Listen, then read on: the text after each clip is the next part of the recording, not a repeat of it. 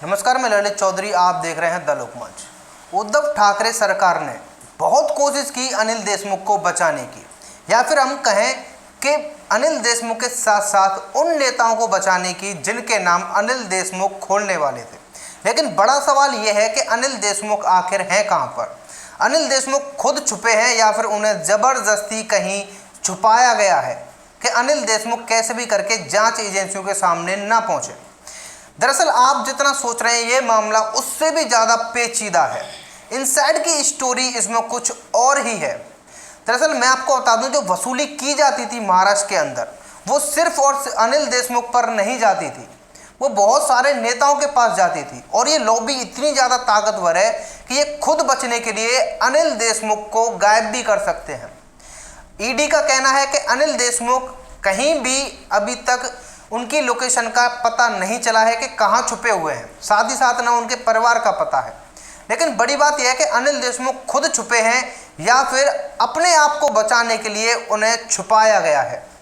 मैं आपको बता दूं, अनिल देशमुख जब गृह मंत्री के पद पर तैनात थे, जब उनके ऊपर ये आरोप लगे थे, उसके बाद से ही राज्य सरकार की जद्दोजहद चालू हो गई थी। अनिल देशमुख वाले मामले में राज्य सरकार ने अड़ंगा अड़ाने की हर मुमकिन कोशिश की।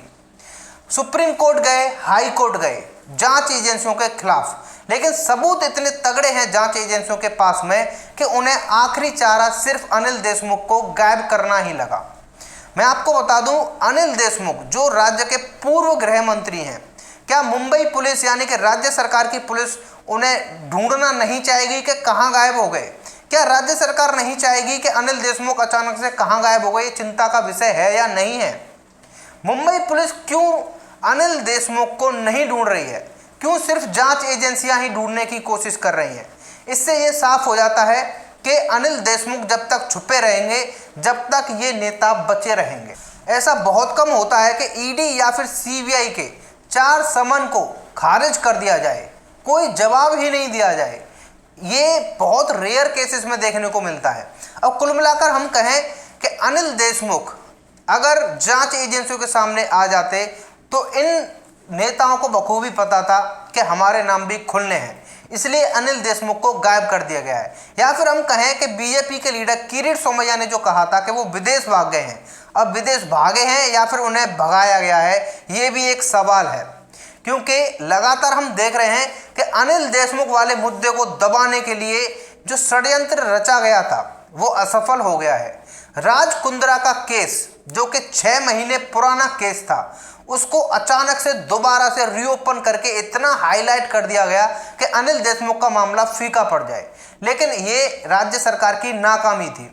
अनिल देशमुख ने क्राइम ही इतना बड़ा किया था कि जांच एजेंसियां लगातार सबूत उनके खिलाफ निकाल कर ले आई थी। कुछ गवाह भी तैयार कर लिए गए हैं अनिल देशमुख के खिलाफ। अब जो राज कुंद्रा का केस है, मैं आपको बता दूं आपकी नॉलेज के लिए, या फिर आपको पता होगा कि 6 महीने पहले ही राज कुंद्रा की गिरफ्तारी लगभग तय हो गई थी, लेकिन वो बचे हुए थे।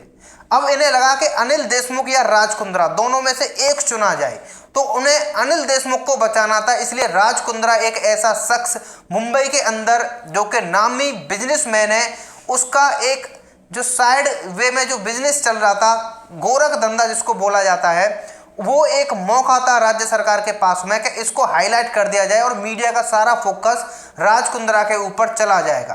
राज कुंद्रा तो फंसे ही फंसे, वो राज कुंद्रा जो आदित्य ठाकरे के बहुत अच्छे दोस्त बताए जाते हैं। राजनीति में ऐसा ही होता है, खुद बचने के लिए किसी को भी दांव पर लगा दिया जाता है।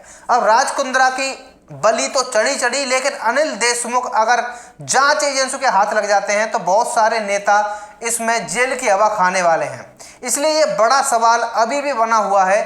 इसका जवाब आप लोग कमेंट करके बता देना, आपको क्या लगता है इस बारे में कि अनिल देशमुख खुद गायब हुए हैं या फिर उन्हें गायब किया गया है, विदेश भाग गए हैं या फिर विदेश भगाया गया है? इसका जवाब आप कमेंट करके बता सकते हैं। फिलहाल के लिए वीडियो में इतना ही। पहली बार वीडियो को देख रहे हैं तो चैनल को सब्सक्राइब जरूर कर लेना। मिलते हैं आपसे एक और नई वीडियो में नई खबर के साथ। धन्यवाद।